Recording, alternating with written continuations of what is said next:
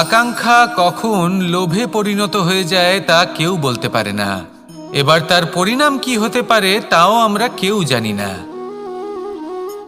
আজ আমি আপনাকে বলছি, কোনো ব্যক্তি সবথেকে বেশি ক্ষতির সম্মুখীন তখনই হয় যখন সে এটা মনে করে যে সে সবথেকে বেশি সুরক্ষিত স্থানে রয়েছে।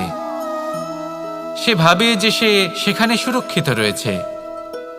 সে তখন অসাবধান হয়ে পড়ে, আর তখনই তাকে জীবনের সবথেকে বড় ক্ষতির সম্মুখীন হতে হয়।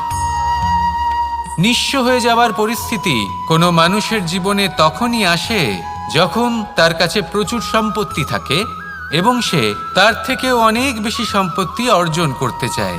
সেই অনেক বেশি সম্পত্তি অর্জন করার চেষ্টায় সে এমন কিছু করে বসে যার ফলে তাকে সমস্ত সম্পত্তি হারাতে হতে পারে। একজন রচনাকার নিজেই নিজের প্রতিভা একদম শেষ করে দিতে পারে যখন সে অনেকগুলো কাজ নিজের কাঁধে নিয়ে নেয়। একটা গুরুত্বপূর্ণ কথা সবসময় মনে রাখবেন, আজ আপনি যেখানেই থাকুন না কেন, যেমনই যে কোনো স্থানেই থাকুন না কেন, এর পেছনে আপনার আকাঙ্ক্ষার একটা বিশাল ভূমিকা রয়েছে। কিন্তু মনে রাখবেন, আপনাকে শিখতে হবে যে কখন আর কিভাবে নিজের উচ্চাকাঙ্ক্ষাগুলিকে লাগাম পরাতে হবে, কারণ এটা অত্যন্ত আবশ্যক। তাই আসুন আর আমার সাথে ভালোবেসে বলুন, রাধা রাধা। রাত্রে আমরা সুখ নিদ্রা লাভ করি, আমরা স্বপ্ন দেখি, ভবিষ্যতের পরিকল্পনা করি, খুব ভালো লাগে। সকালে যখন চোখ খুলি নিদ্রা ভঙ্গ হয়, স্বপ্ন সেইখানেই ভেঙে যায়, আর তারপর আমরা আমাদের রোজকার জীবন যাপন করি। স্বপ্ন হয়তো মানুষ রাতের বেলায় দেখেন, কিন্তু সেটাকে সার্থক দিনের বেলাতেই করতে হয়। রাতে মধুর বাতাসের নিচে কোমল শয্যায় শুয়ে মাতার গলায় মিষ্টি গান শুনতে শুনতে নিদ্রায় আচ্ছন্ন হওয়া, স্বপ্ন দেখা, ভবিষ্যতের পরিকল্পনা করা বড়ই সরল। কিন্তু সকালবেলায় সময় মতো উঠে সূর্যের তাপ সহ্য করে, সেই উষ্ণতা সহ্য করে সর্বাঙ্গ ঘেমে গিয়ে নিজের পথ খুঁজে বের করা, সেই পথে অগ্রসর হওয়া, বাধা বিপত্তি এসবের সম্মুখীন হওয়া, আর তারপর লক্ষ্য লাভ করা, এগুলো কঠিন কাজ। এ হলো অত্যন্ত কঠিন কাজ। যদি আপনি চান যে স্বপ্ন আপনি দেখেছেন তা সত্যি হোক, তাহলে দিনের বেলায় আপনাকে বেরিয়ে কর্ম করতেই হবে, পরিশ্রম করতেই হবে।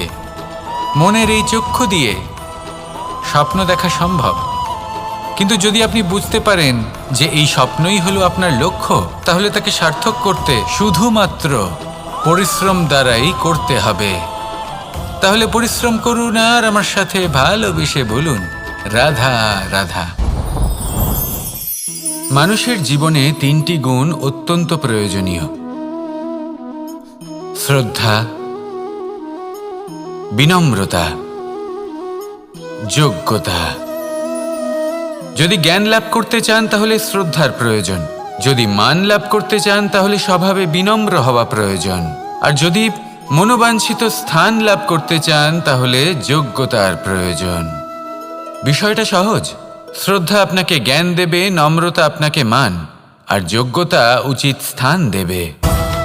কিন্তু যদি আপনি এই তিনটি গুণ সম্মিলিত করেন তাহলে এমন কিছু লাভ করবেন যা এই সব কিছুর থেকে অনেক ঊর্ধ্বে। সম্মান।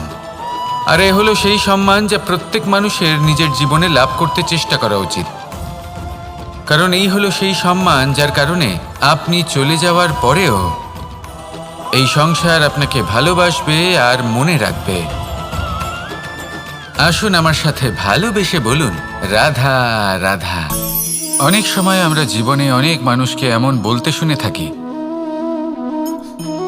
যে আমি অসফল হয়েছি কারণ আমার সময় ভালো যাচ্ছিল না। আমি এই জিনিসটা লাভ করতে চাইছিলাম কিন্তু করতে পারলাম না কারণ আমার সময়টা ভালো যাচ্ছিল না। আমি আমার জীবনে ওই মহান কাজটা করতে চাইছিলাম কিন্তু করতে পারলাম না। কেন? কারণ আমার সময়টা ভালো যাচ্ছিল না। কিন্তু যে মুহূর্তে ভালো সময় আমার জীবনে আসবে আমি সব কিছু প্রাপ্ত করব।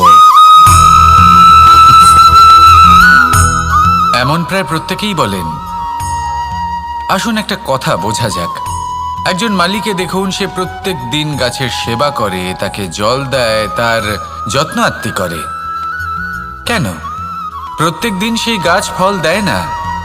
সঠিক সময় এলে তবেই সেই গাছ ফল দেয়, কিন্তু প্রত্যেক দিন মালি তার সেবা করে, তাকে যত্ন করে।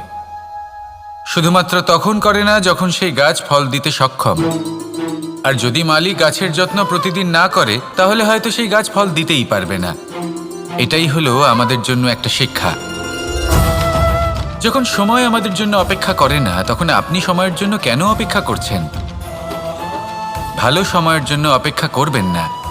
ভালো এবং শুভ কর্ম দ্বারা ভালো সময়কে নিজের কাছে টেনে আনুন। নিরন্তর কর্ম করুন, পরিশ্রম করতে থাকুন।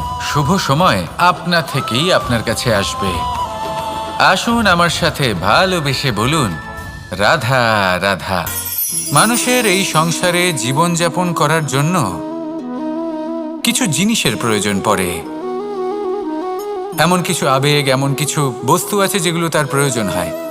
কিন্তু সব থেকে বেশি যে জিনিসটা তার প্রয়োজন হয় সেটা হলো সম্মানের। আমাদের ভালো লাগে যখন কেউ আমাদের সম্মান করে। আমরা কাউকে সম্মান করলে তারও সেটা ভালো লাগে। কিন্তু আপনি দেখবেন যে সংসারে বেশিরভাগ মানুষ দুটি মাপদণ্ডের ভিত্তিতে সম্মান করেন। হয় বয়স দেখে করেন বা উপার্জন দেখে, অর্থাৎ সেই ব্যক্তি কতটা উপার্জন করেন। এবার ভেবে দেখুন, এটা আবশ্যক নয় কারোর বয়স যদি বেশি হয় তার বুদ্ধিও ততটাই বেশি হবে। আবশ্যক এটাও নয় যে কোনো ব্যক্তি যদি অত্যন্ত ধনী হন বা তার মনও নির্মল হবে বা তিনি সৎকর্ম করবেন বা এমন কোনো কর্ম করবেন যাতে উনি সম্মান লাভ করতে পারেন। হতে পারে উনি ধনী কিন্তু দুশ্চরিত্র। সেই জন্য বয়স বা উপার্জন দেখে কোনো ব্যক্তিকে সম্মান করবেন না। কর্ম দেখুন। যদি গভীরভাবে ভেবে দেখেন তাহলে দেখবেন যদি কোনো মানুষ কোনো সৎকর্ম করেন তাহলে তার প্রতি হৃদয় থেকে সম্মান জাগ্রত হয়। এটাই হলো সেই সম্মান যা অর্জন করতে হবে। বয়স আজ আছে, কাল আরো বৃদ্ধি পাবে। উপার্জন আজ আছে, কাল সেটা কমে যেতেও পারে। কিন্তু যদি আপনি নিরন্তর শুভকর্ম করতে থাকেন তাহলে আপনি মৃত্যুর পরেও অমর হয়ে থাকবেন।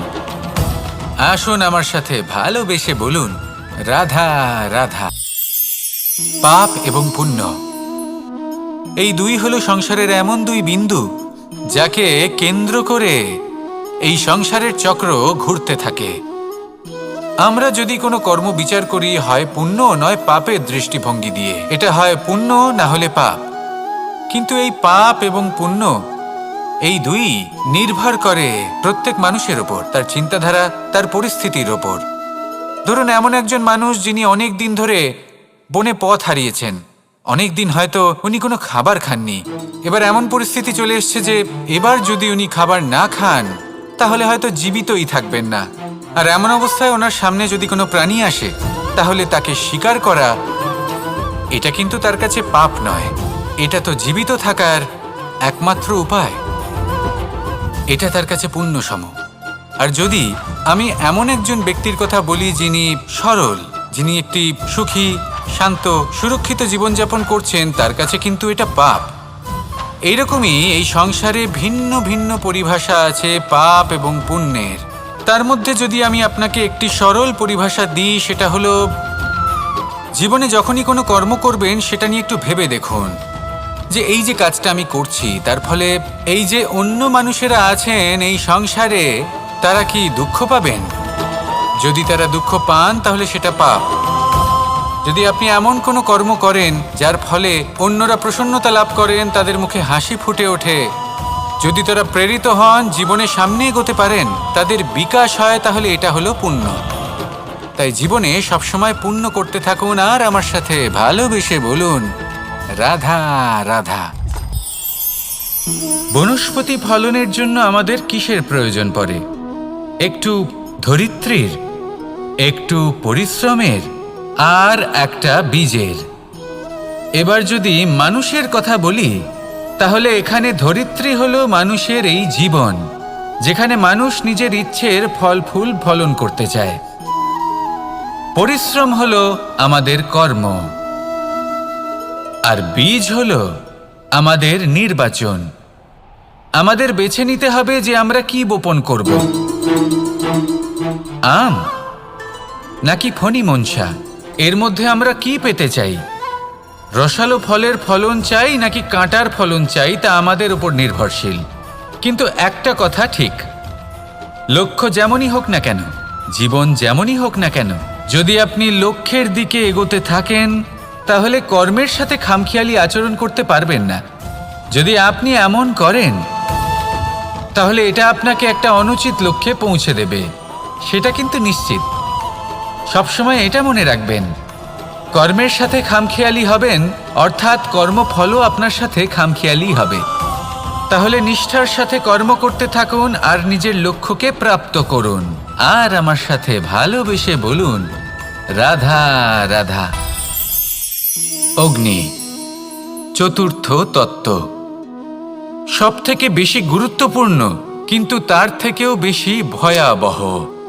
কখনো অগ্নিকে নিয়ন্ত্রিত রূপে উনুনে জ্বলতে দেখেছেন? এই অগ্নি আমাদের খাবার বানাতে সাহায্য করে, যা আমাদের শক্তি প্রদান করে। কিন্তু এই অগ্নি যখন বিচলিত হয়ে, অনিয়ন্ত্রিত হয়ে কোনো বনের আগুন হয়ে ওঠে, তখন মহা বিনাশ ঘটে যায়। আপনারই অন্তরের ঊর্জা হলো এই অগ্নি। এটা আপনার শক্তিও, আপনার ক্রোধ। একে ব্যবহার কিভাবে করবেন তা আপনারই হাতে। যদি কোনো ব্যক্তি নিজের অন্তরের এই ঊর্জাকে ব্যবহার করেন শক্তির রূপে, তাহলে সে বিকাশ ঘটাতে পারে, নির্মাণ ঘটাতে পারে। কিন্তু যদি কোনো ব্যক্তি তার অন্তরের ঊর্জাকে বিধ্বংসী অস্ত্র বানিয়ে ফেলেন, তাহলে নিশ্চিত রূপে মহা বিনাশ ঘটতে পারে, যাতে বিনাশ তারও অবশ্যই হবে। অনেক বছর পূর্বে এমনই এক আগুনের দ্বারা এই সুন্দর পৃথিবীর নির্মাণ হয়েছিল। আর অনেক বছর পূর্বে এমন এক আগুনেই সমস্ত জীব এবং সংসার বিলুপ্ত হয়ে গেছিল। এবার আপনি আপনার অন্তরের ঊর্জা দ্বারা বিনাশ ঘটাতে চান নাকি নির্মাণ ঘটাতে চান, সেই সিদ্ধান্ত আপনারই। আসুন আমার সাথে ভালোবেসে বলুন, রাধা রাধা। কখনো কখনো এমন হয়, আমরা আমাদের বাড়ির উঠোনে বীজ বপন করি আর তা বিকশিত হয় একটা সুন্দর বৃক্ষে। তার শাখাগুলি প্রতিবেশীর বাড়ি পর্যন্ত পৌঁছয়। ফলের বর্ষণ প্রতিবেশীর বাড়িতেও হয়ে থাকে। আর আমরা ভাবি গাছ আমরা উৎপন্ন করব আর ফল খাবেন আপনারা। এই কেমন কথা হলো? আপনাকে এই কথা বুঝতে হবে যে এসব হলো ভৌতিক বস্তু, সাংসারিক বস্তু। কখনো নিজের বাড়ির বাগানে ভালোবাসার গাছ বপন করে দেখুন। তার শাখাও প্রতিবেশীর বাড়ি পর্যন্ত পৌঁছবে, ফলের বর্ষণ সেখানেও হবে। কিন্তু সেই ফল চাইতে আপনাকে যেতে হবে না, সেই ফল দ্বিগুণ মাত্রায় আবার আপনার কাছেই ফিরে আসবে। তাই নিজের বাড়িতে আর নিজের মনে ভালোবাসার গাছ উৎপন্ন করুন। এই জীবন প্রসন্ন হয়ে বলবে, রাধা রাধা। অ দিয়ে অন্ত, আ দিয়ে আরম্ভ, এই দুইয়েরই রাশি সমান। যদি আপনি মন দিয়ে দেখেন তবে দেখবেন এদের সম্পর্ক খুবই নিবিড়। কিভাবে? যখন কোনো কিছু শুরু হয় এটা নিশ্চিত হয়ে যায় যে তা সমাপ্তও হবে। আরম্ভই যদি না হয় তা সমাপ্তও হবে না। যা আরম্ভ হয়েছে তার সমাপ্তি হলো অবশ্যম্ভাবী। এটাই হলো প্রকৃতির নিয়ম, একে এড়ানো যায় না। এবার এই কথা আমরা সকলে জানি। এবার মানুষ কি ভাবে যে সমাপ্তির পরে কি হতে পারে, এর উত্তর তাদের কাছে নেই। তাদের উচিত অন্য কোনো বিষয় ভাবা যা বেশি গুরুত্বপূর্ণ। এবার মানুষ এটা জানে না যে মৃত্যুর পরে কি হতে পারে, কিন্তু এই কথা অবশ্যই জানে যে জন্ম থেকে মৃত্যু পর্যন্ত এই সময়, যাকে আমরা জীবন বলে থাকি, এই সময় আমরা কর্ম করতে পারি। এই কথা তো আমরা জানি। তাহলে এমন কি কর্ম করা যেতে পারে যা আমাদের সমাপ্তির পরও আমাদের প্রাসঙ্গিক করে রাখতে পারে, এই বিষয়ে ভাবা উচিত। যে জন্মগ্রহণ করেছে তার মৃত্যু হবেই, এটা সাধারণ বিষয়। কিন্তু ইতিহাস আজও সেই সকল মানুষজনকে স্মরণ করেন যাদের এই সংসার তাদের মৃত্যু নয়, বরং তাদের জীবনকালে যে কর্ম তারা করেছেন তার দ্বারা মনে রাখেন। সেই কর্মের কারণে এই সংসারে তাদের নাম, তাদের কর্ম, তাদের ব্যক্তিত্ব, তাদের কীর্তি অমর হয়ে থাকে এবং থাকবে। আপনার কাছে এতটা সময় নেই যতটা আপনার মনে হচ্ছে আপনার কাছে আছে। সেই জন্য যত শীঘ্র সম্ভব শ্রেষ্ঠ কর্ম করুন, যতটা পারবেন ততটা অধিক সুকর্ম করুন। এই সংসারে নিজেকে অমর করে তুলুন আপনার মৃত্যুর পরেও। আর আমার সাথে ভালোবেসে বলুন, রাধা রাধা। ওমা, এ কি? আমি কখন থেকে এখানে অপেক্ষা করছি, হাত পেতে দাঁড়িয়ে রয়েছি যাতে একটা ফল আমার হাতে এসে পড়ে এবং সেটা আমি খেতে পারি। কখন থেকে অপেক্ষা করছি, কিন্তু সেটা হচ্ছেই না। এবার আপনি বলবেন যে এসব কি বলছি, এ কি অদ্ভুত কথা বলছি। যদি ফল খেতে হয় তাহলে আমাকে বৃক্ষে চড়তে হবে, ফলের কাছে পৌঁছতে হবে, তবেই তো ফল পাবো। এবার এটা অত্যন্ত সহজ ব্যাপার, কিন্তু এই বিষয়টা আপনি নিজের জীবনের প্রসঙ্গে ভেবে দেখুন। লক্ষ্য কোথায় আছে আপনি জানেন, সেই লক্ষ্যে পৌঁছানোর পথ কি সেটাও আপনি জানেন, সেই পথে চলার ক্ষমতাও আপনার রয়েছে, কিন্তু তাও আপনি নিজের লক্ষ্য লাভ করতে পারছেন না।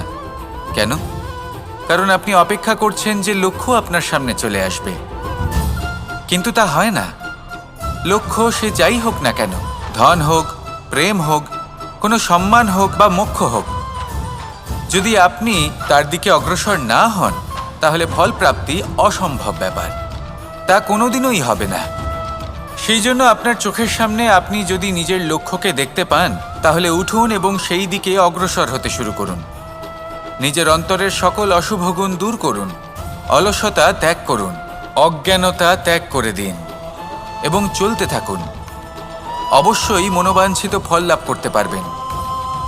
মনে রাখবেন, চলতে থাকলে তবেই লক্ষ্য প্রাপ্তি হবে। অপেক্ষার দ্বারা শুধুমাত্র মৃত্যু লাভ হবে। আসুন আমার সাথে ভালোবেসে বলুন, রাধা রাধা। পাখি কখন জন্ম নেয়, কখন উড়তে শেখে, কখন বাসা বানাতে শেখে, কখন নিজের মৃত্যু লাভ করে, এসব আমাদের মধ্যে কেউ জানি না। কিন্তু পাখি একটা কথা খুব ভালো করে জানে, যে এই সংসারে ও যা কিছুই করুক না কেন, এই সংসারের ওকে নিয়ে কিচ্ছু যায় আসে না। এবার আমরা কি করি? কোনো কাজ করার আগে আমরা এটা ভাবি যে এই সংসার যদি আমাকে দেখে ফেলে তাহলে কে জানে এই সংসার কি ভাববে, আমার প্রতিচ্ছবি কেমন তৈরি হবে কে জানে, কে জানে কি হবে আদি ইত্যাদি। এই সব ভাবনায় আমরা মগ্ন হয়ে যাই। কিছুটা এমনভাবে মগ্ন হই যে বর্তমানের কর্মের এই জীবনের যাত্রাপথে সেই সময়ের আনন্দ উপভোগ করতে ভুলে যাই। এবার দেখুন একটা পাখি কি করে, ওর কর্ম হলো গান গেয়ে চলা। ওই পাখি গেয়ে চলে, কেউ ওর গান শুনুক বা না শুনুক, কেউ আদৌ শুনছে কিনা সেই বিষয়টা নিয়ে সেই পাখির কিছুই যায় আসে না। সেই পাখি নিজের কর্ম করতে থাকে। হয়তো সেই জন্যই আপনি কখনো কোনো পাখিকে কাঁদতে দেখবেন না। এরকমই আপনাকে নিজেকে গড়ে তুলতে হবে। প্রথমে নিজেকে জিজ্ঞেস করুন, এই যে কর্ম আমি করতে চলেছি সেটা কি উচিত? যদি আপনার মনে হয় সেটা উচিত তাহলে সেটা প্রমাণ করুন। এটা ভাববেন না যে এই সংসার কি ভাববে। আসুন আর আমার সাথে ভালোবেসে বলুন, রাধা রাধা। পরিস্থিতি কখনো এটা ভালো থাকে, আবার কখনো মন্দ হয়ে যায়। কখনো এই পরিস্থিতি আমাদের পক্ষে থাকে, আর কখনো এই পরিস্থিতি অনুযায়ী আমাদের চলতে হয়। কোনো বিকল্প থাকে না। কিন্তু যখনই এই পরিস্থিতি খারাপ হয়ে যায় তখন কি করা উচিত সেই প্রশ্ন মনে জেগে ওঠে। পরিস্থিতি যখন প্রতিকূল হয় তখন আমরা কিছু হারালে তা হারিয়ে ফেলি, ঠিক আছে, কিন্তু যা বাকি আছে সেটা আমরা আগলে রাখতে পারি। পরিস্থিতিকে সামলে রাখার চেষ্টা আমরা অবশ্যই করতে পারি, শুধু সেটুকুই আমাদের হাতে রয়েছে। কিন্তু এর থেকেও বড় সমস্যা আছে, অহংকার। কখন প্রবেশ করে আমরা জানতেও পারি না।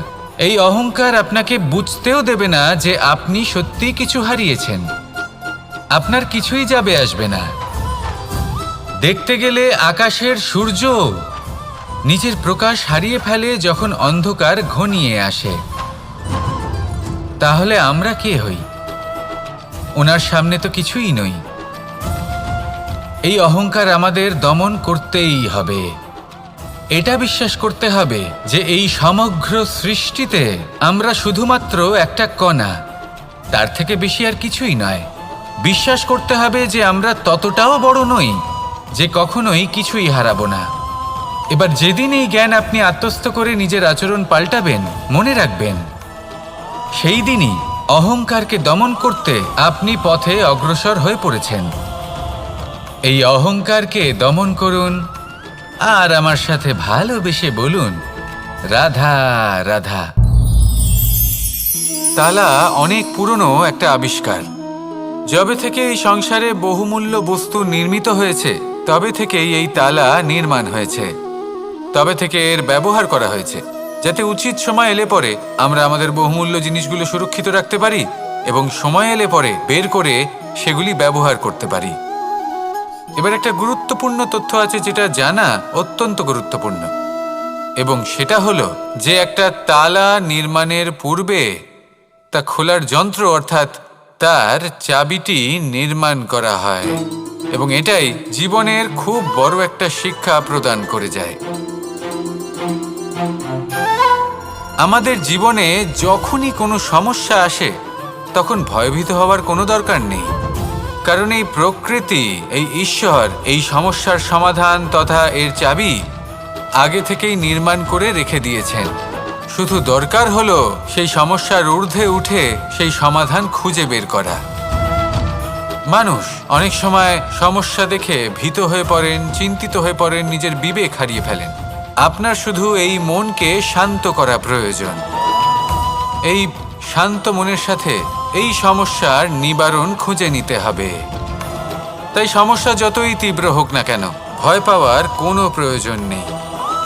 পরম শান্ত মনে সমাধান খুঁজে বের করুন। আসুন আমার সাথে ভালোবেসে বলুন, রাধা রাধা। মানুষ বড়ই বিচিত্র প্রাণী। অধিক থেকে অধিকতর ধন লাভ করার চেষ্টায় নিজের শরীরকে নষ্ট করে ফেলেন, নিজের শক্তি হারিয়ে ফেলেন, নিজের সামর্থ্য হারিয়ে ফেলেন। আর যে ধন লাভ করেন সেটা কোথায় যায়? সেই শক্তি, সেই সামর্থ্যকে আবার ফিরে পাওয়ার জন্য। আর কিছু মানুষ জীবন এমনভাবে যাপন করেন যেন তা কখনোই শেষ হবে না, কিন্তু শেষ তো সবারই হবে। আর যখনই শেষটা কাছে চলে আসে তখন মানুষ এটা বুঝতে পারেন যে সে জীবনকে উপভোগ করেননি। তার কারণটা কি? লালসা। এই লালসা জন্ম দেয় লোভকে, আর এই লোভ জন্ম দেয় আপনারই বিনাশকে।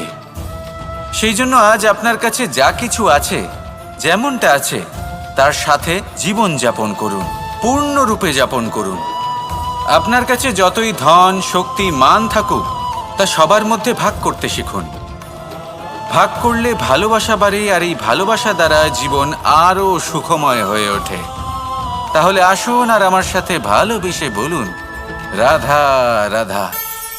মানুষ সত্যের সাথে অবগত হবার জন্য ব্যাকুল হয়ে থাকে, চিরকাল চেষ্টা করতে থাকে।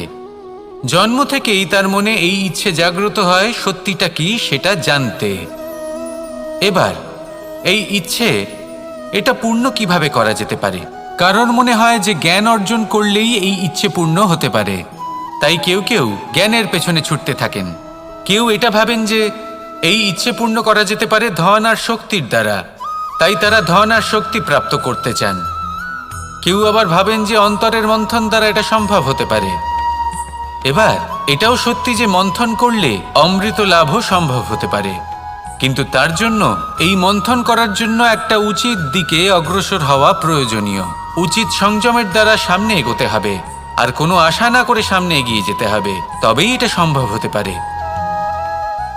একটা বাদ্যযন্ত্রের কথা ভেবে দেখা যাক। তার থেকে সুর তখনই নির্গত হয় যখন তার তারগুলি ঠিক করে বাঁধা হয়। যদি বেশি বেঁধে ফেলা হয় তাহলে তার ছিঁড়ে যেতে পারে, আর যদি ঢিলে থেকে যায় তাহলে তার থেকে উচিত সুর নির্গত হবে না।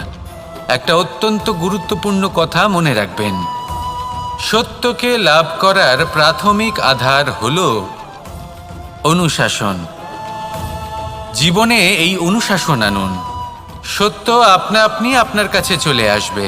আর এই মন, প্রসন্ন হয়ে বলবে, রাধা রাধা। জীবনে যখনই কোনো কঠিন কাজ আমাদের সামনে আসে, তখন আমরা কারোর না কারোর থেকে সাহায্য চাই, যেটা উচিত। কিন্তু যদি যে কোনো ছোটখাটো বিষয়ে আমরা সাহায্য চাইতে শুরু করি, তাহলে কি হবে? তাহলে আমরা নিজেদের সামর্থ্য, নিজেদের যোগ্যতাকে কখনো বাড়তেই দেব না, না আমাদের শক্তি কখনো বাড়বে।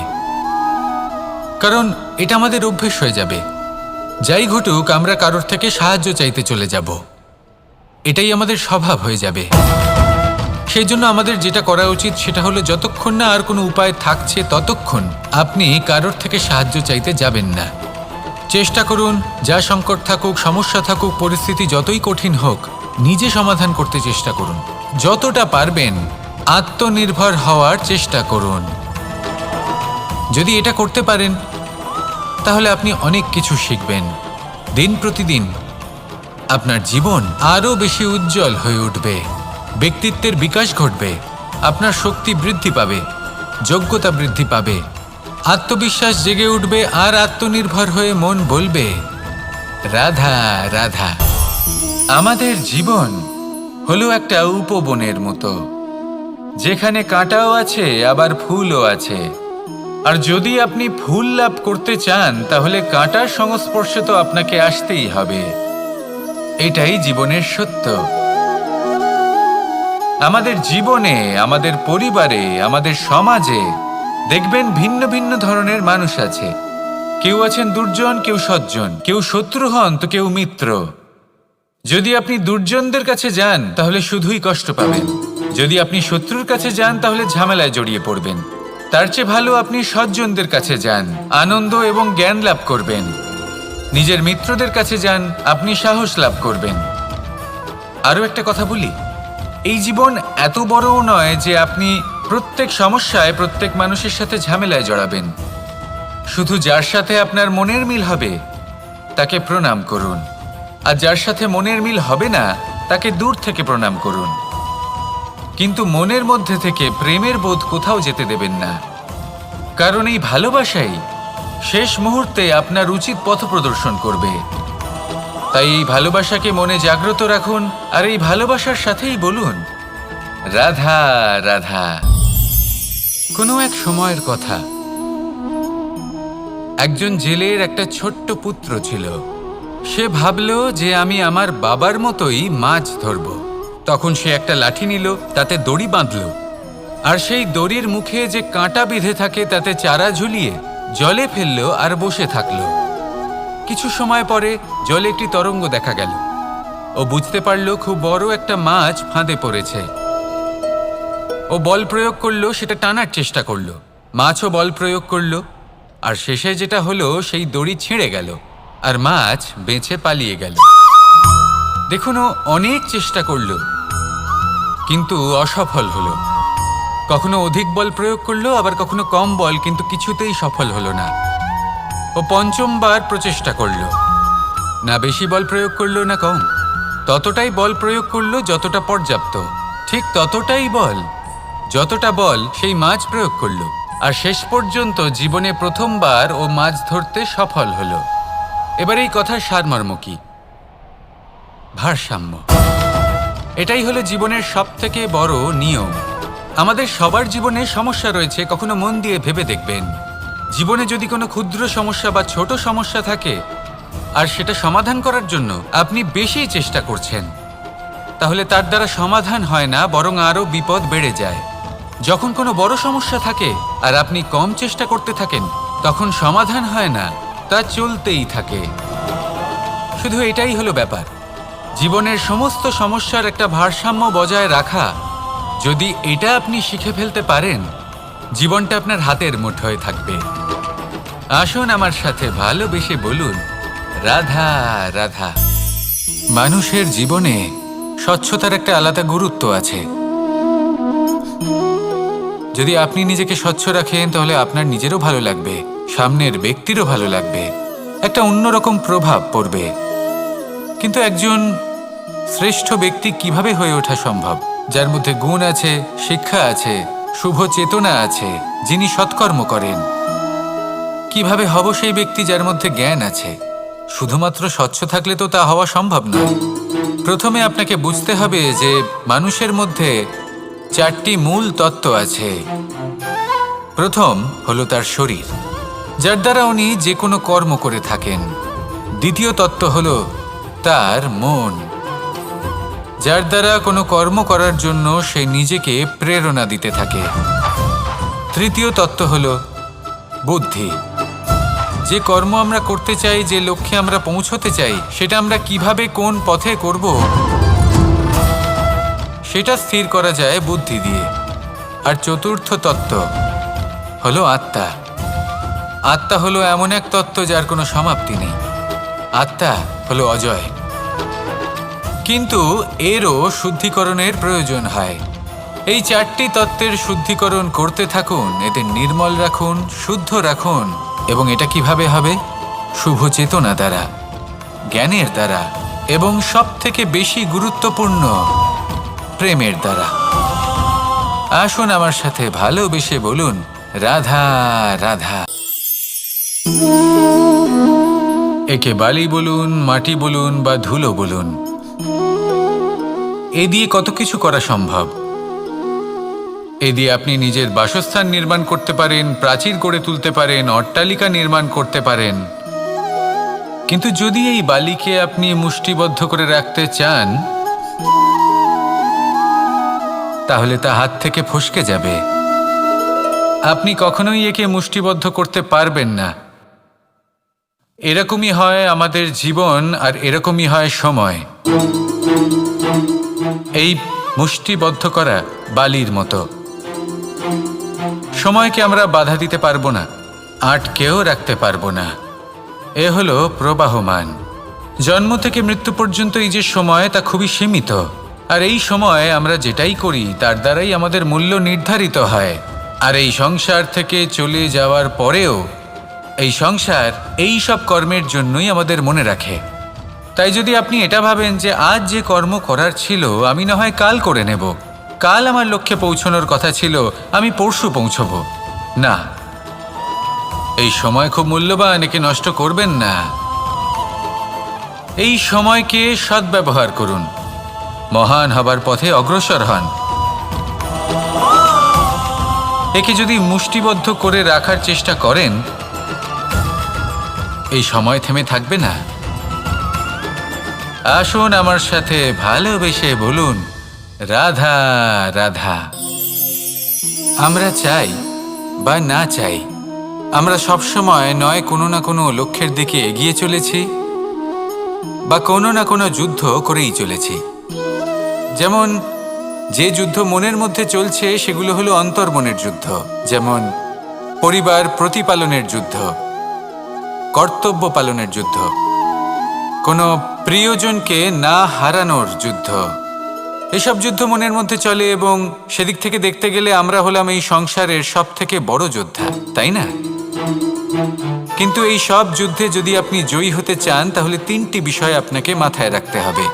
প্রথম হলো সেই ব্যক্তি যিনি এই যুদ্ধে পরাজিত হয়েছেন তাকে নিজের থেকে দূরে করে দেবেন না, বরং আপনি তার কাছে যান, তার সাথে কথা বলুন, কথাবার্তা চালান, আলোচনা করুন, তার থেকে পরামর্শ নিন এবং বুঝতে চেষ্টা করুন উনি কি ভুল করেছিলেন এবং সেই ভুল নিজের জীবনে করবেন না। দ্বিতীয়, সেই ব্যক্তি অগ্রসর হয়ে চলেছেন। আসুন আমার সাথে ভালোবেসে বলুন, রাধা রাধা। কনক, কি সুন্দর একটা শব্দ। এর অনেকগুলো রূপ রয়েছে, অনেকগুলো অর্থও রয়েছে। প্রথম অর্থ হলো স্বর্ণ, অর্থাৎ সম্পত্তি। দ্বিতীয় অর্থ ধুতুরা, অর্থাৎ গাছের ছোট একটা বীজ যা কিনা অত্যন্ত শক্তিশালী হয়। যদি বেশি মাত্রায় এর প্রয়োগ করা হয় তাহলে এটা বিষময় হয়ে উঠতে পারে। এই হলো সেই ধুতুরা যার প্রয়োগ মহাদেবের পুজোতে করা হয়। এবার প্রশ্ন হলো এটাই যে এই স্বর্ণ এবং এই ধুতুরার মধ্যে মিল কি রয়েছে? মিল হলো এটাই যে এই দুটোই মানুষকে মত্ত করে তোলে। ধুতুরা মানুষকে তখন মত্ত করে যখন তাকে সেবন করা হয়, কিন্তু স্বর্ণ, ধন, সম্পত্তি মানুষ এটা যতটাই অর্জন করে নেয় সেটাই যথেষ্ট। এই স্বর্ণ মানুষের ভাবনা চিন্তা করার ক্ষমতাকে বশ করে ফেলে।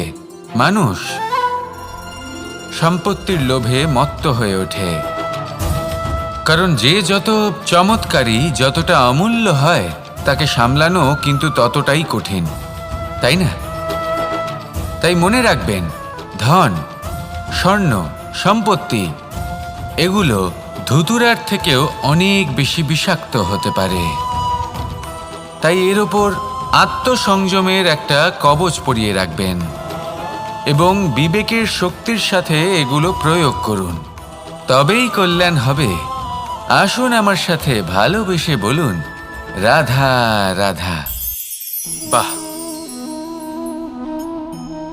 পুষ্পের সুবাস আমার খুব ভালো লাগে। অত্যন্ত সুন্দর হয় এই পুষ্প। এইভাবে চারিদিকে পুষ্প দেখে মন আনন্দিত হয়ে ওঠে। এবার আপনারা ভেবে দেখুন, আমার চারিদিকে পুষ্প নয়, আগুন আছে। তাহলে কি হবে? আমার শরীর কি জ্বলে যাবে না? অবশ্যই জ্বলবে। শরীরকে কি আগুনের তাপ সহ্য করতে হবে না? অবশ্যই সহ্য করতে হবে। এটাই হলো প্রকৃতির নিয়ম। এই নিয়ম কিন্তু আমরা সবাই জানি, কিন্তু আমাদের মধ্যে বেশিরভাগ মানুষ এই বিভ্রান্তি নিয়ে বাঁচি যে এই যে প্রকৃতির নিয়ম, তা আমার ওপর প্রযোজ্য নয়। তা কিন্তু নয়। আমাদের চতুর্দিকে এই যে নিসর্গ রয়েছে, আমরা তার কতটা ক্ষতি করি সেটা একবার ভেবে দেখুন। আমরা বনাঞ্চল জ্বালিয়ে দিই, বায়ু দূষিত করি, জল দূষিত করি, প্রাণীদের হত্যা আমরা করি। কেন? এই নিসর্গ আমরা নষ্ট করি, যদিও আমরা জানি যে আমরাও হলাম এই নিসর্গেরই অংশ। এবার দেখুন, শরীরের কোনো অংশে যদি আগুন ধরান, আস্তে আস্তে সমস্ত শরীরও জ্বলে যাবে। সেইভাবেই নিসর্গ যদি নষ্ট হয়ে যায়, তাহলে মনুষ্য জাতিও নষ্ট হয়ে যাবে। তাই এই যে নিসর্গ আপনি দেখছেন, এ মানুষ থাকবে। যদি নিসর্গ থাকে তাহলেই জীবন থাকবে। আসুন আমার সাথে ভালোবেসে বলুন, রাধা রাধা।